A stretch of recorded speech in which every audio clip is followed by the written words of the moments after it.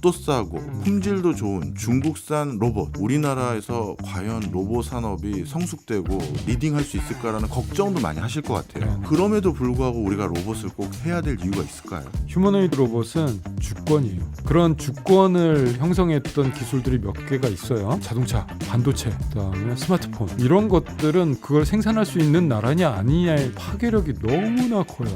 상상하면 상상하는 만큼이 이렇게 큰 산업이 또 있을까라는 생각이 들 정도고. 오늘의 플러스, 인공지능으로 날개를 단 지능형 로봇 시장에 대해 알아보겠습니다. 한재권 한양대 로봇공학과 교수 모셨습니다. 어서 오세요. 네, 안녕하세요. 반갑습니다. 워낙 요즘 공학 분야에서 가장 핫한 분야고 또 네. 교수님이 가장 선두적인 학자시니까 제일 바쁘실 것 같은데 이렇게 시간 내주셔서 감사합니다. 아유, 초대해 주셔서 감사합니다. 아니 연구는 언제 하시고 또 사업도 언제 하시고 야 정말 바쁘실 것 같은데 네네. 뭐 요즘 준비하고 계신 거 있으세요? 네, 새로운 휴머노이드 로봇 런칭하려고 준비를 하고 있고 10월 말에 로봇월드라는 쇼에서 예. 좀 보여드리려고 지금 밤낮 없이 열심히 준비 중입니다. 우리나라도 로봇 회사는 많이 있는데 휴머노이드 로봇 하면 우리 한 교수님이 지금 챙기고 있는 분야이신데 네네. 이번에 그럴듯한 거 나오는 겁니까? 네, 제가 보여줄 로봇은 완전히 새로운 차원의 로봇일 거고요. 야, 그리고 많은 분들이 봤을 때 저 정도면 테슬라의 로봇하고 어느 정도 좀 비슷한데 뭐 할만한데 뭐 이런 약간의 희망 네. 또는 불씨 이런 걸 지펴보려고 노력 중입니다. 네, 저도 기대가 되네요. 네. 자, 오늘 이렇게 급변하고 있는 또 발빠르게 발달하고 있는 로봇 시장 좀 여쭤볼 게 있어서 모셨는데요. 요즘 로봇 트렌드는 그냥 로봇이 아니라 앞에 꼭 이수식어가 붙는 것 같습니다. 지능형 로봇 이런 그렇죠. 표현이 있는데요. 지능형 로봇 간단히 한번 설명 좀 해주세요. 그 예전에 제조용 로봇 산업용 로봇이라고 불렀던 걸 이제 제조용 로봇이라고 부르기 시작했는데요. 예, 제조용 로봇은 공장에서만 움직였잖아요. 네. 프로그래밍 된 대로 계획된 작업을 반복하면서 어떤 부가가치를 만드는 로봇이라고 정의를 할 수 있는데 그런 거 말고 네, AI가 접목돼서 우리 실생활에서 쓸 수 있는 로봇 예, 그리고 일반 소비자분들이 어떤 뭐 서비스를 받을 수 있는 로봇 이런 거죠. 그래서 뭐 대표적인 거는 지금 곁에 보고 있는 서빙 로봇들 예, 식당에 가면은 접시 나르고 있는 로봇들 있죠. 예. 그런 것들은 어떤 규정된 프로그램대로 움직인다기보다는 지금 몇 번 테이블에 어떻게 접시를 갖다 줘라고만 누르면 예. 그 몇 번 테이블까지 가는 험난한 과정은 자기가 알아서 하는 거죠. 사람이 와서 막을 수도 있고 뭔가 뭐 물건이 떨어져 있을 수도 있고 갖가지 일들이 벌어질 수 있는데 그런 것들을 자기가 스스로 하는 것. 여기서 이제 지능이 들어가는 거죠. AI가 접목이 됩니다. 그래서 AI의 발달과 함께 지능형 로봇의 발달도 같이 가속화되고 있어요. 네. 이런 지능형 로봇도 뭐 세부 분류가 좀 있습니까? 뭐 어떤 지능형 로봇, 어떤 지능형 로봇 이렇게요? 예, 많죠. 예. 근데 서비스용 로봇으로 분류를 하면 좋을 것 같아요. 예. 서비스는 일반 서비스가 있고 그다음에 전문 서비스가 있습니다. 전문 서비스는 전문 지식을 갖고 있는 분들이 사용할 수 있는 로봇들. 예를 들자면 병원에서 쓰는 그런 로봇들, 예. 이런 의료용 로봇들은 의사 선생님 또는 트레이닝 받으신 분들이 사용을 할 수가 있는 거죠. 네. 이런 전문 서비스용 로봇, 뭐 군용 로봇도 전문 서비스로 분류를 하고요. 그런 것과 또 이제 대비되는 게 일반 서비스. 아무런 지식 없이도 네. 그냥 쓸 수 있는 로봇. 네. 예를 들자면 말로 명령을 하면 그 말을 무슨 말을 하더라도 찰떡같이 알아듣고 예. 뭔가 저 소비자가 원하는 뭔가의 서비스를 해줄 수 있는 일반 서비스형 로봇 이렇게 분류할 수 있을 것 같아요. 네, 그렇군요. 그러면 이 지능형 로봇, 뭐 서비스형 로봇 이것도 여러 종류가 있어서 쉽게 이렇게 말하기는 좀 어려울 것 같긴 합니다만 현재 이러한 지능형 로봇 시장에서 가장 선두권 국가다, 선두권 기업들이 많다 하면 어느 나라를 꼽으세요? 미국하고 중국이죠. 아, 그래요. 근데 기술은 미국이 선도하는 게 맞습니다. 예. 특히 그 빅테크 기업들, 그 탑티어들이 선도를 하는 상황이고 특히 또 인공지능이 미국이 잘하잖아요. 예. 그 인공지능 회사들이 로봇을 하나의 AI가 들어가기 좋은 폼팩터는 예. 로봇이다라고 예. 정의를 하면서 미국이 기술을 계속 선두권을 형성하면서 끌어가고 있고 거기를 중국이 바짝 뒤쫓아가고 있고 네. 중국은 정부 주도하에 로봇 기업들을 전략적으로 키우고 있어요. 네. 그러다 보니까 수도 엄청나게 많습니다. 음. 숫자가 많아서 예. 좀 위협적이고 거기에 퍼붓는 자본도 많아서 중국 기업들이 로봇 시장은 먼저 개척하는 거 아니야라는 말들이 이제 나오고 있는 상황입니다. 네. 교수님이 보시기에 우리가 예를 들어서 가정집에 오늘 우리 여보 로봇 하나 드려야겠어 이런 거 있지 않습니까? 가사 도우미 로봇이든 뭐든죠. 부모님 집에 드리는 건 아니고요. 그러니까요. 뭐 부모님 집이든 우리 집이든 하여튼 그런 수준까지 오려면 얼마나 걸릴 것 같다고 보세요? 집에 들어오기에는 좀 시간이 걸릴 거예요. 예. 뭐 다 의견이 분분하지만 네. 저는 한 10년은 걸릴 거다. 근데 10년이요? 저는 시간 좀 걸릴 거라고 하시길래 우리 당대는 어렵다 이런 얘기 나올 줄 알았더니 그게 아니네요. 그 정도는 아닐 거예요. 와. 그런데 집에 들어가는 것보다 예. 더 빨리 우리가 볼 거는 네. 산업 현장에서 쓰이는 겁니다. 산업 현장에서 쓰이는 거는 지금 몇 년 안 남았어요. 빠르면 내년, 늦어도 내후년에는 여기저기서 보일 겁니다. 그렇군요. 네. 그런 어떻게 보면 미래 청사진을 그려가고 있는 대표적인 회사 중에 하나가 아마 일론 머스크가 꾸려가고 있는 회사들일 수도 있는 것 같은데 맞아요. 얼마 전에는 로봇택시 뭐 이런 네. 단어도 나왔는데 맞아요. 그러면 이제 불과 몇 년 안에 우리 택시 운전하시는 분들은 사람이 아니라 로봇인 동네, 지역 이런 데가 생길 수 있는 건가요? 그렇죠. 그런데 그러한 신문물이라고 할까요? 예. 이 신문물이 들어오는 게 예. 개화기하고 비슷해요. 그래요. 우리 1900년대 초에 예. 이제 대한제국이 신문물을 어떻게 받아들일 것인가 엄청 고민을 했잖아요. 예. 그 상황하고 지금 넘어갔습니다. 그래서 많은 사람들은 저거 받아들이지 말자. 너무 저런 거 우리 미풍양속에 해가 된다. 그러면서 받아들이지 않았던 그 모습과 지금 저거 다 받아들이면 우리 다 일자리 어떻게 되는 거야? 라고 하는 모습과 너무 비슷하고요. 네. 그러면 우리 다 굶어 죽으라는 거야? 라고 말을 할 때 그 해답이 예. 저런 신문물을 받아들이지 마가 아니라 예. 다른 현명한 답을 찾아야 되는 게 아닐까라고 생각을 하고 있어요. 네. 뭐 그럼에도 불구하고 직접적으로 자신의 일자리와 결부되신 분들은 분명 저항감은 있을 수밖에 없을 것 있을 같아요. 수밖에 없죠.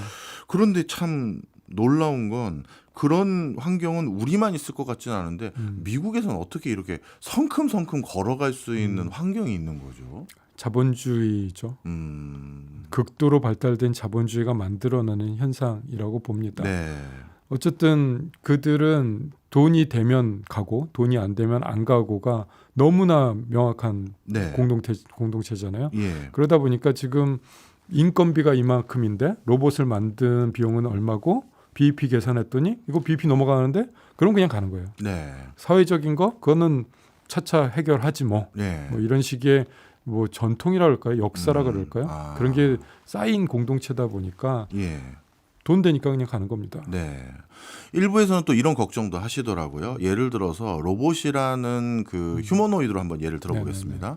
휴머노이드를 만들 때 인간의 신체적 능력보다 훨씬 월등하고 머리도 인간보다 더 좋은 부분이 있다면 그럼 나중에 우리가 위협을 받지 않겠느냐. 그러니까 처음부터 휴머노이드 같은 걸 만들 때 우리 생활 친숙형 로봇을 만들 때는 인간의 신체 능력을 너무 뛰어넘게끔 만들지는 말자. 이런 견해들도 있는 것 같던데 거기에 대해서는 어떻게 생각하세요? 뭐 지금 현 상황에서 보면 예. 참 배부른 소리다 그런 생각이 들죠. 지금 인간이 얼마나 뛰어난 존재인지 예. 잘 모르시는구나. 뭐 로봇 만든 사람 입장에서는 그렇습니다만 예. 언젠가는 뛰어넘겠지라는 생각은 할 수가 있죠. 예. 해야만 하고 그랬을 때 그거를 어느 선에서 제어할 것인가 그게 이제 언제쯤 될지는 저는 감이 안 옵니다만 네. 아주 더 먼 미래일 것 같은데 네. 그럼에도 불구하고 그런 논의가 지금 활발하게 일어나고 있고 예. 그렇기 때문에 우리는 가장 우리가 인간이 갖고 있는 최종 병기, 예. 약속, 약속. 법 예. 이런 걸로 제어할 수밖에 없지 않나라는 생각합니다. 이거는 모든 기술이 다 그렇습니다. 어떤 네. 기술이든 약속과 법과 그런 도덕, 문화 이런 걸로 제어했지 이걸 기술로 제어한 적은 없습니다. 자동차가 우리 인간보다 빨리 달리는데 그럼 어떻게 할 거야? 네, 네. 라는 네. 거잖아요. 네. 신호등으로 제어하고 네. 교통법규로 제어하고 네. 이런 것처럼 네. 로봇도 우리보다 신체 능력이 뛰어난데 어떻게 할 거야? 지적 능력이 뛰어나는데 어떻게 할 거야? 그러면 우리는 로봇을 이렇게 쓰자. 이렇게 만들자. 근데 그 범위가 여기가 좋겠다. 뭐 이런 식으로 약속을 하고 제어를 하고 근데 그걸 넘어서는 무언가가 나타나면 억압을 하고 이게 우리 인간이 지금까지 해온 역사입니다. 예. 거기서 더 다른 해답이 있을까라는 생각이 들고 이게 그러면 얼마나 효과적일까라고 했을 때 우리는 계속 효과를 보고 왔고 그리고 우리는 이 수많은 문명을 만들어냈다. 네. 그러니까 제가 할 수 있는 말인 것 같아요. 저도 교수님 말씀에 공감합니다. 사실 기술 개발이 자꾸 일어나는 여러 분야가 생기면 직업이라든가 자신의 사회적 어떤 상황이 바뀔 수 있는 여지는 있지만 그거를 어떤 막는데 성공한 사례가 그렇게 많지 않더라고요. 그렇죠. 뭐가 성공했을까요? 안 보이는데요. 그러니까요. 그렇다면 오히려 그 기술을 우리는 주저하고 있을 때 다른 나라 또는 다른 기업이 개발해서 오히려 그 수혜는 다 가져가 버리는 일마저도 있으니 맞아요. 어떻게든 이걸 좀 더 적극적으로 우리도 오픈해서 좀 개발했으면 좋을 것 같긴 한데 자 그런 관점에서 먼 미래는 우리 인간의 운동 능력을 넘는 수준의 로봇도 나오겠지만 근데 지금 당장은 뭔가 좀 한계도 있어 보이는 느낌이 있는 게요. 테슬라의 옵티머스 뭐 이거 출시 계속 연기되기도 하고 가끔 이제 영상 오픈하는 거 보면 편집본이거나 뭐 2배속으로 돌린 거다라는 얘기도 나오는데 뭔가 이게 그 신체적 능력을 더 배가하는데 지금 어려운 부분이 기술적으로 뭐에 있나요?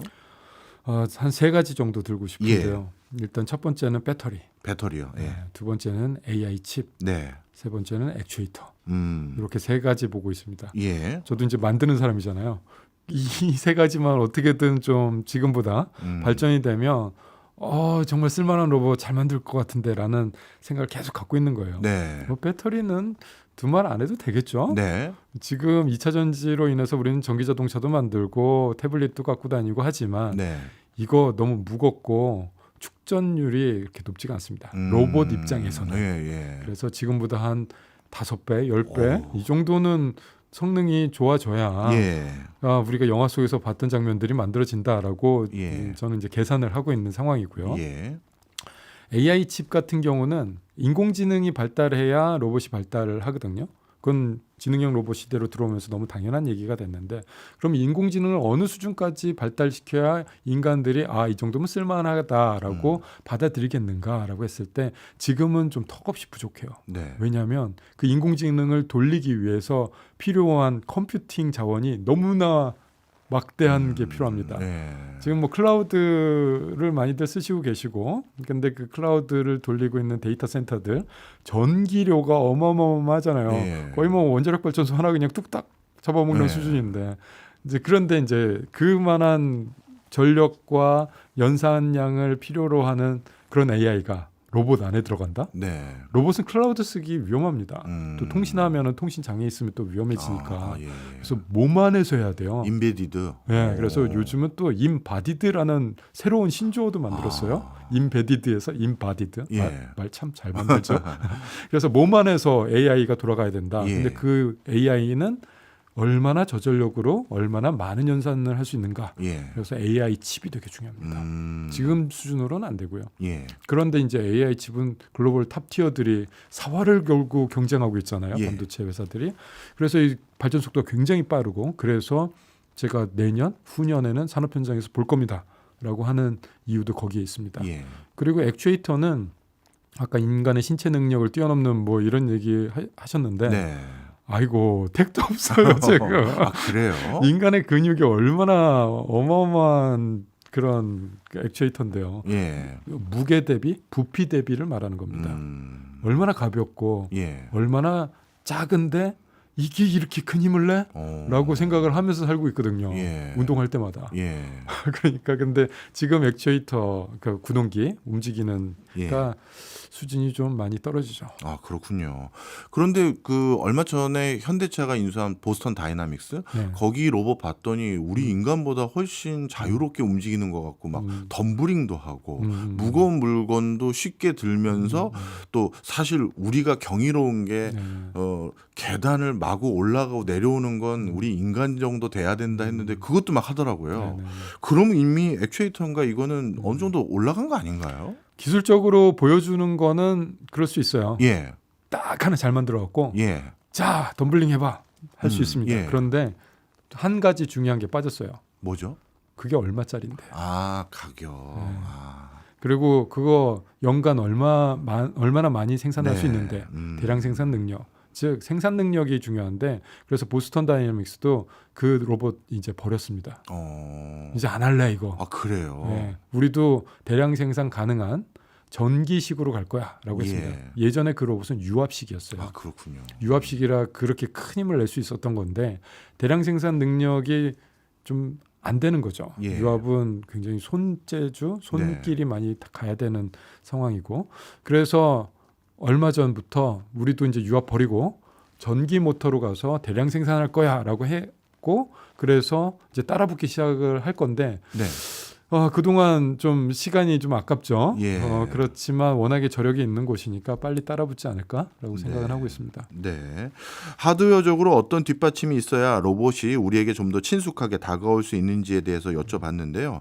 그런데 이런 하드웨어적인 부분뿐만 아니라 범용으로 많은 곳에서 로봇이 자유롭게 쓰이려면 우리와 언어로 우리가 쓰는 언어로 소통을 해야 되잖아요. 맞아요. 그런데 요즘 거대 언어 모델이라는 거 이거는 로봇 산업이 발달할 만큼 충분히 올라온 상태인가요? 어떻습니까?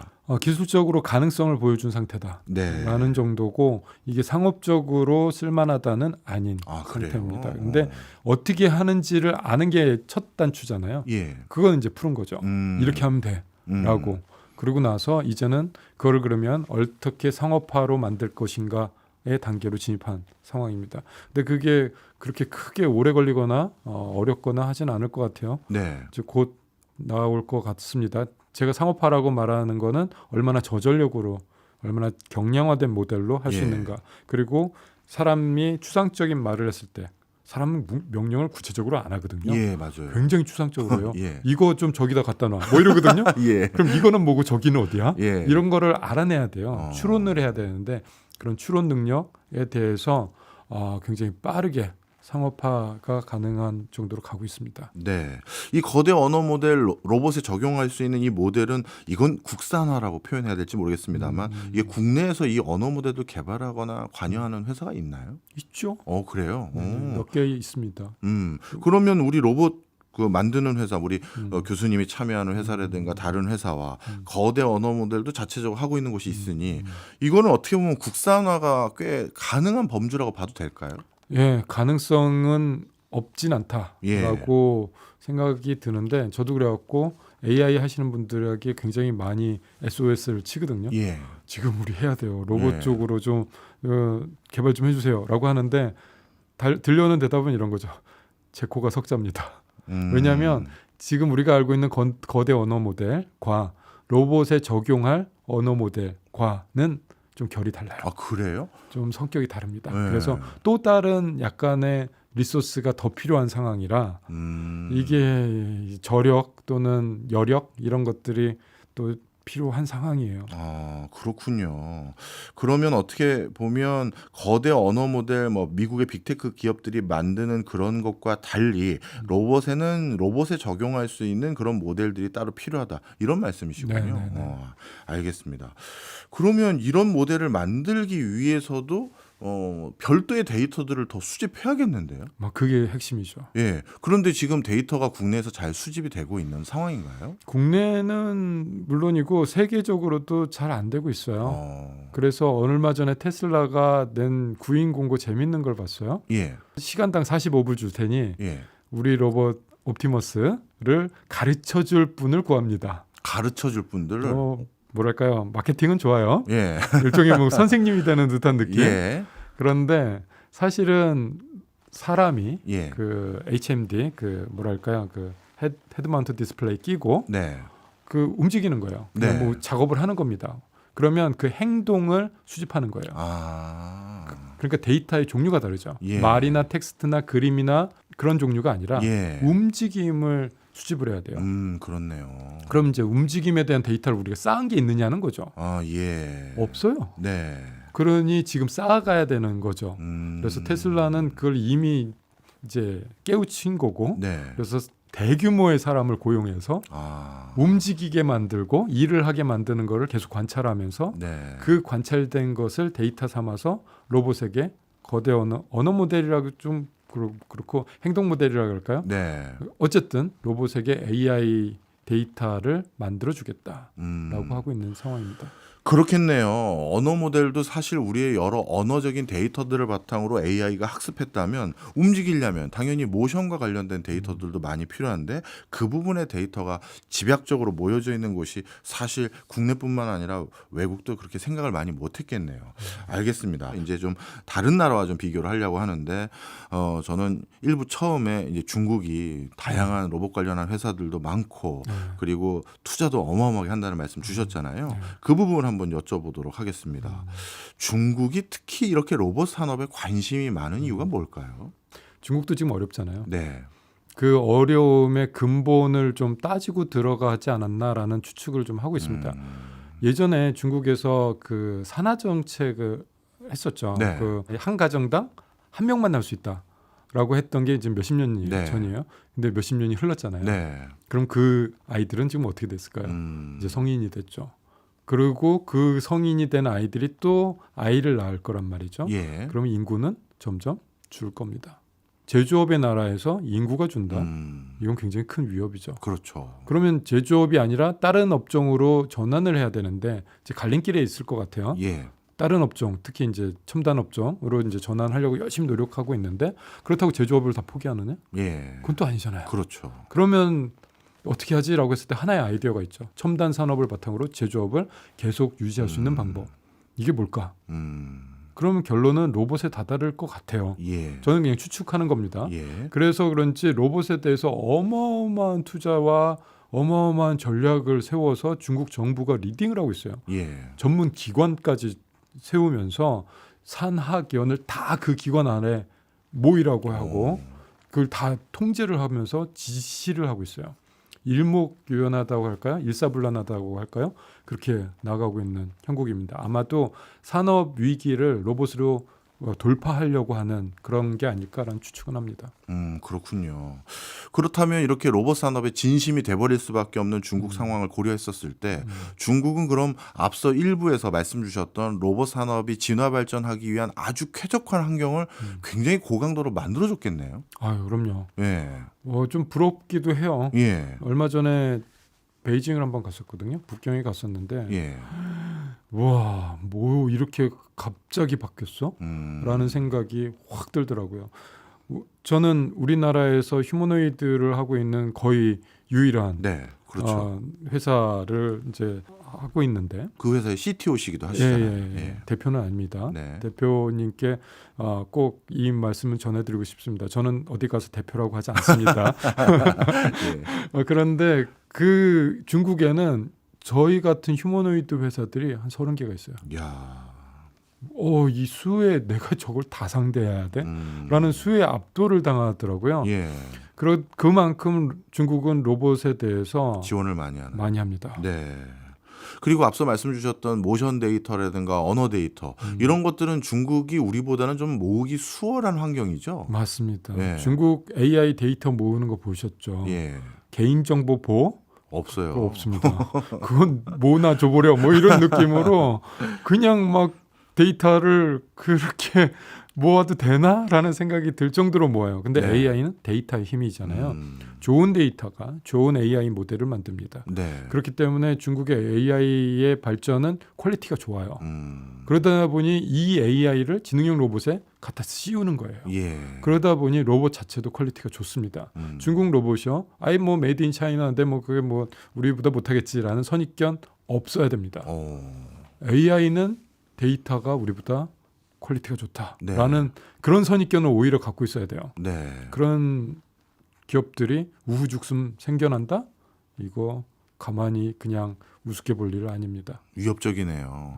그렇다면 중국 입장에선 기술 개발할 수 있는 좋은 환경들도 만들어주고 있을 뿐만 아니라 이 로봇 기술이 로봇 산업으로 빨리 진화 발전하려면 이게 현장에서 다양하게 쓰이고 있으면 더 빨라질 텐데 실제 중국 내에서는 다양한 형태의 서비스 로봇이 쓰이고 있나요? 그럼요. 그래요? 대표적으로 뭐가 있을까요? 일단 우리나라로 한번 볼게요. 예. 우리나라에 있는 서비스 로봇들 어디서 만들 것 같으세요?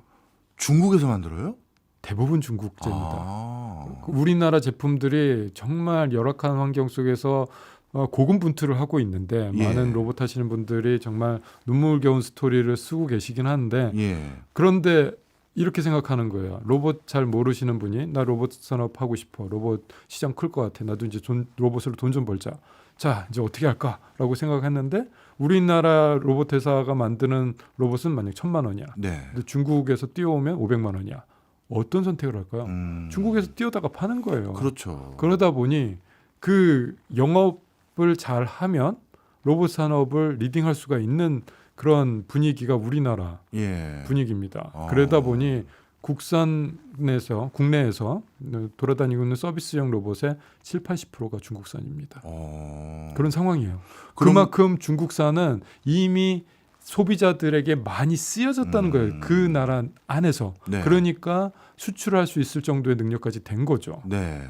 그만큼 로봇을 잘 쓰고 있는 나라 중에 하나가 중국입니다. 그렇군요. 그렇다면 어찌 보면 우리 주변에서 뭐 서빙 로봇이나 이런 것들 중에 일부 중국산 당연히 있을 거고 그런 것들이 우리나라까지 수출이 된다는 건 중국 내부에서도 이미 많이 쓰고 있다는 건데 그렇죠. 그럼 중국 내부에서 어떤 추가적인 서비스형 로봇이 지금 쓰이고 있는지를 보면 이게 곧 우리나라에도 또 넘어오겠네 하는 그게 보일 텐데 중국 내부에서는 로봇을 어디에 또 쓰고 있나요? 일단은 물류랑 물류요. 그다음에 서빙 예. 이쪽으로는 거의 이제 세츄레이션 됐다, 거의 포화됐다라는 느낌이 들 정도로 완성도 되게 높게 만들어지고 있고 많이 쓰이고 있어요. 네. 중국 내부에서. 그리고 그 다음을 뭐로 보고 있느냐라고 이렇게 유심히 봤더니 휴머노이드더라고요.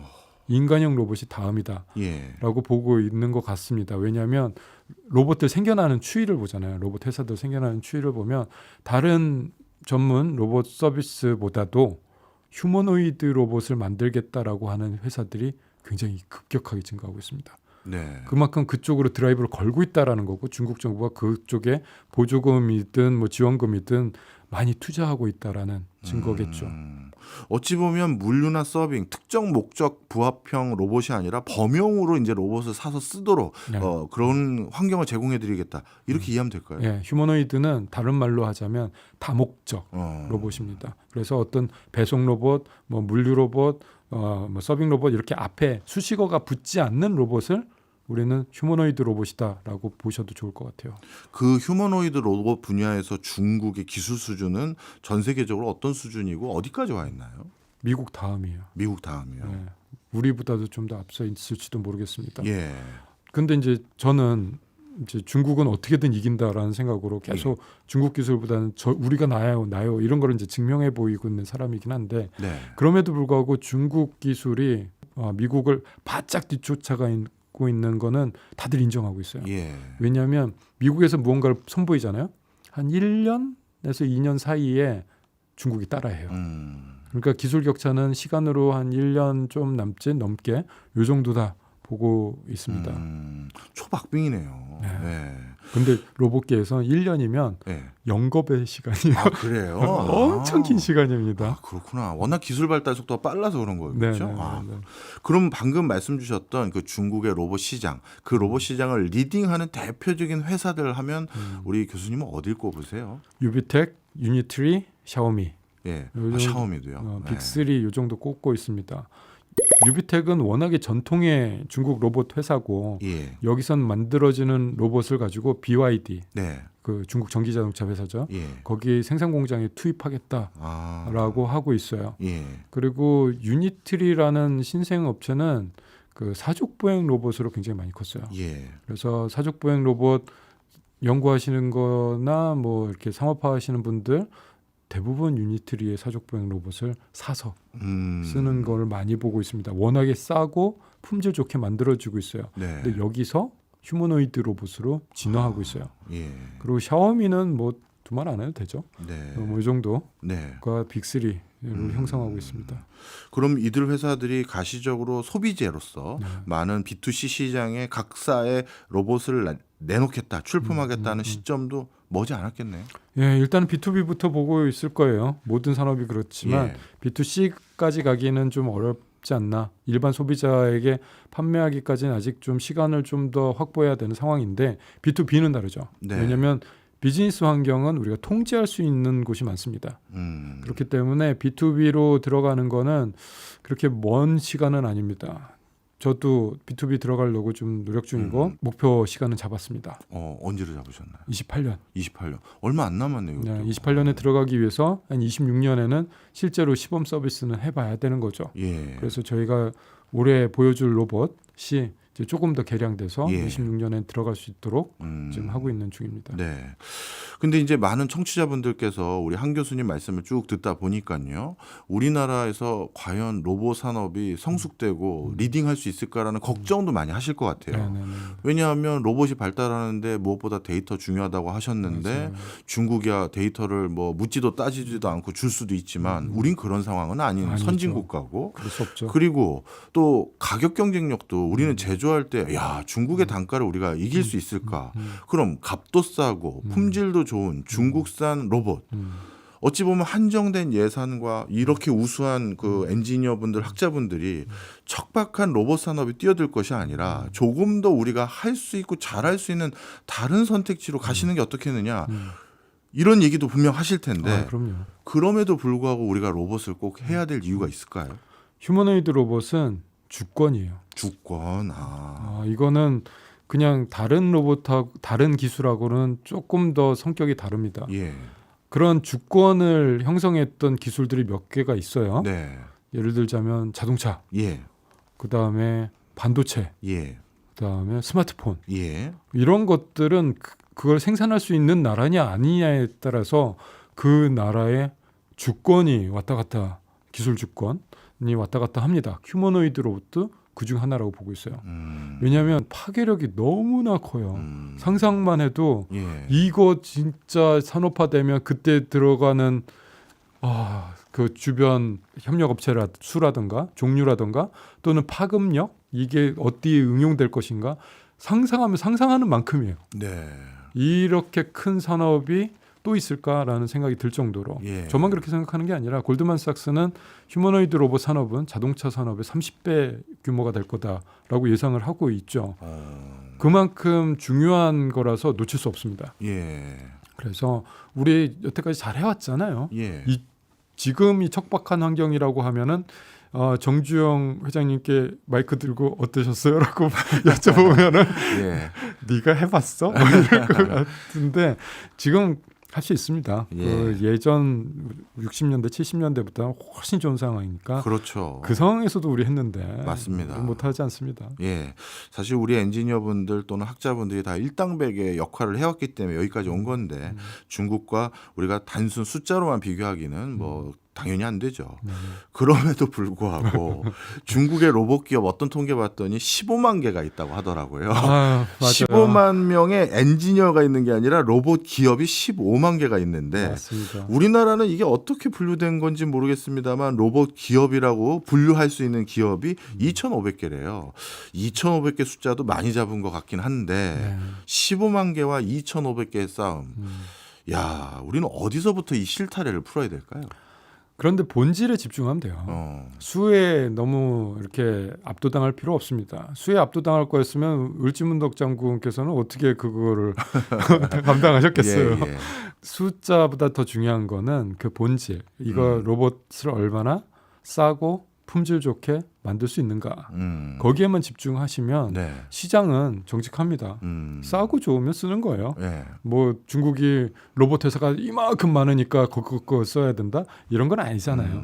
그래서 자기 자신을 일단은 잘 수련을 하고 예. 그리고 나서 옆에 있는 사람들 중국, 일본 얘네들이 얼마나 더 잘하는가 거기보단 잘해야겠지라고 열심히 전략을 잘 세우고 그러면 우리도 또 한 번 해낼 수 있지 않을까라는 희망을 갖고 가야죠. 지금 네. 아직 안 벌어졌습니다. 전투 아직 안 벌어졌어요. 네. 지금 열심히 군량미 모으고 네. 열심히 작전 짜고 이런 상황이에요. 근데 전투도 안 벌어졌는데 미리 항복하고 들어간다? 아유, 대한민국 사람들 그런 사람들 아니죠. 그렇죠. 그럼에도 불구하고 이제 우선 순위들에 대해서 한번 또 여쭤봐야 많은 분들이 또 이해를 더 정확히 할 것 같은데 네.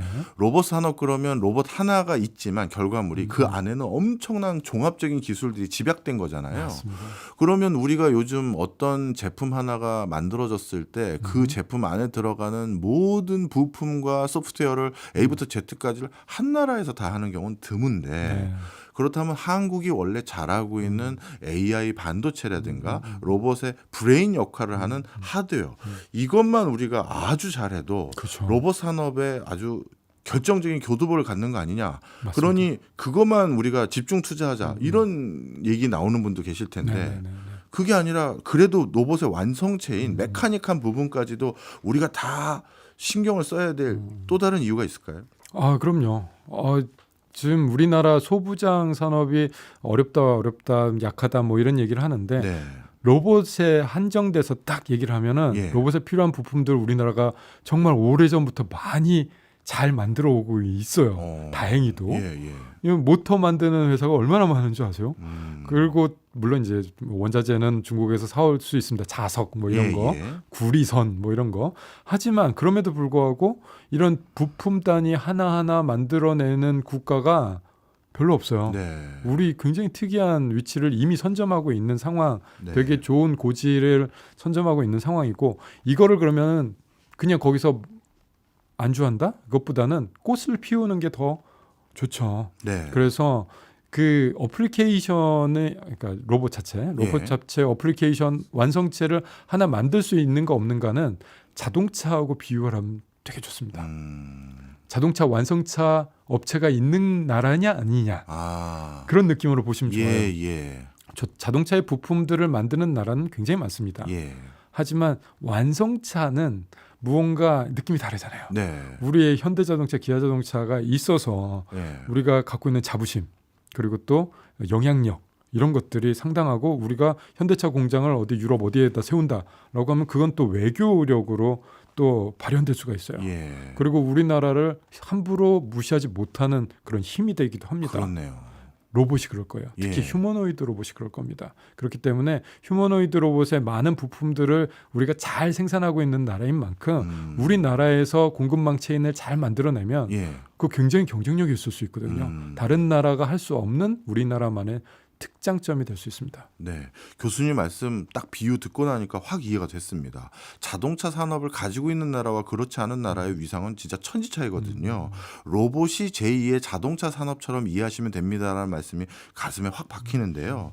특히 우리나라가 아직까지 제조 최강국 반열 중에 하나에 들어가 있는 상황에서 그렇죠. 이걸 놓을 필요는 없죠, 진짜. 그렇습니다. 자, 그렇다면 이런 과정에서 이제 슬슬 좀 정부의 관심을 더 받으셔야 되고 네네. 이렇게 돼야 될 텐데 두 가지 여쭤볼게요.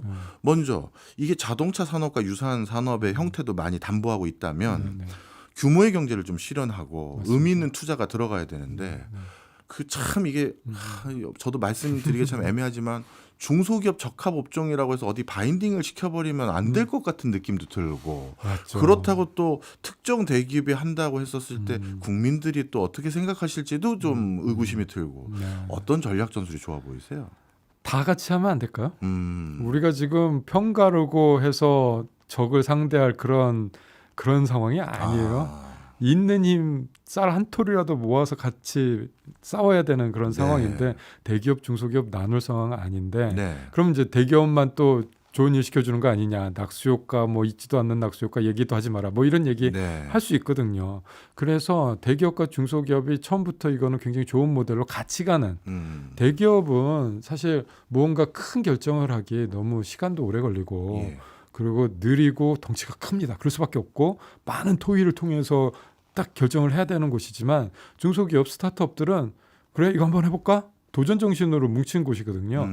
같이 하면 안 될까요? 예. 대기업이 뒤에서 밀어주면서 스타트업이 앞에서 뚫고 나가는 이런 거를 상생할 수 있는 구도를 만들어줄 수 있으면 좋겠어요. 네.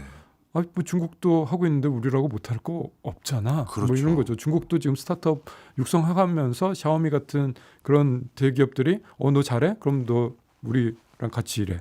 네. 너 내 밑으로 들어와. 뭐 이런 식으로 이제 전략을 짜고 있잖아요. 네. 우리도 충분히 같이 싸울 수 있는 전략 만들 수 있고요. 예. 정부의 역할은 그런 거 아닐까 하는 생각이에요. 뭐 R&D 뭐 중요하고 투자 중요하고 뭐 정부의 예산을 집행을 어떻게 하느냐 정말 중요하지만 더 중요한 건 작전 짜는 일이죠.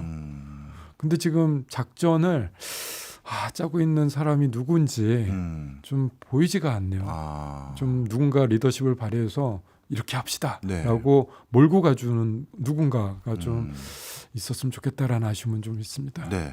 현재 우리나라 로봇 산업에 관심이 많은 앵커 기업 역할을 할 대기업은 좀 눈에 보이시나요? 네, 우리나라 10대 기업들 다 있어요? 다 지금 로봇 얘기하고 있습니다. 아, 그래요? 그러면 기업들은 오히려 다양한 형태로 로봇 산업을 발전 같이 시킬 수 있는 파트너들은 많네요. 맞습니다. 지금 그 세상 돌아가는 거에 가장 민감한 조직이 어디냐라고 하면은 대기업들이에요. 예. 우리나라 특히 10대 대기업들이 가장 민감하게 지금 지켜보고 있는 것 같습니다. 대기업들이 국내 로봇 그 벤처 기업이라든가 이렇게 연구 중심의 그 교수님이 참여하는 이런 기업들이라든가 이런 데 투자라든가 뭐 아니면 공동 프로젝트 많이 하고 있나요? 간을 보고 계시더라고요. 외국에서는 많이 인수하는 것 같은데 왜 국내에서는 간을 보죠? 모르겠습니다. 저도 여쭤보고 싶은데 저도 참 그 나름대로 사정이 있겠지라는 생각은 하고 있어요. 예. 그렇지만 우리도 미국이 하는 것처럼 그렇게 가지 않을까라는 예상은 하고 있습니다. 네. 마지막으로 정부에서 좀 이 로봇 산업 이렇게 중요한 거고 제2의 자동차 산업 같은 그런 성격마저도 가지고 있는 그리고 그 주권과도 관련된 그런 여러 가지 요소가 많은 이 로봇 사업 어떤 지원이 좀 있었으면 좋을지 한 말씀 부탁드립니다. 정부가 하고 있는 것 중에 가장 효과적인 사업이 뭘까라고 해보면 저는 보급 평섭 뭐 이런 거라고 보고 있어요. 예. 뭐 개발하기 위해서 R&D 투자하는 거 이것도 굉장히 중요한 섹터긴 하지만 정부만이 할 수 있는 곳은 써주는 겁니다. 시장이 아직 안 열렸을 때 이거 아직 ROI 안 나와. 투자 대비 이익이 별로 없어. 라고 해서 보통 기업들은 못 써줄 때 정부는 그냥 써줄 수 있거든요. 세금을 투여해서 로봇을 사용을 했을 때 그게 국민 편익에 조금이라도 도움이 됐다면 그럼 된 거지라고 하는 데가 정부예요. 지자체고. 그래서 많이 써주는 사업에 예산을 더 늘려주는 게 엄청나게 중요할 거다라고 보고 있습니다. 그래서 어느 로봇 기업들이 뭔가 이렇게 만들어내면 너 그거 좀 써줄게라고 하는데 그런 거를 하려면 일단은 규제가 많아요. 일단은 이제 조달청에 등록을 해야 되고요. 그 조달청 등록해본 사람들은 알지만 하다가 지치죠. 네, 이러거든요. 죄송합니다. 총범이 나와버렸네요. 이런 규제들을 얼마나 낮춰주고 뭔가 이 기업들을 이 백한시 안 했으면 좋겠어요. 너 예산을 어떻게 해먹으려고 하는 그런 놈들이지라고 생각하지 마시고 물론 그런 사람들은 일벌백계 하면 되는 거고 일단은 써주는 규제를 좀 낮춰줘서 일단은 써주게 한 다음에 그러다 나쁜 놈 나타나면 막 일벌백계 하는 그런 방식으로 가는 게 우리 로봇 산업을 키울 수 있는 방법 아닌가라고 보고 있습니다. 네, 정부가 소비처가 돼달라, 마중물이 돼달라 하는 말씀까지 들었습니다. 진짜 말씀을 들을 때마다 저도 뭐 섣부르게 알고 있었던 로봇 산업에 대한 중요성이 더욱더 높아지는 것 같아요.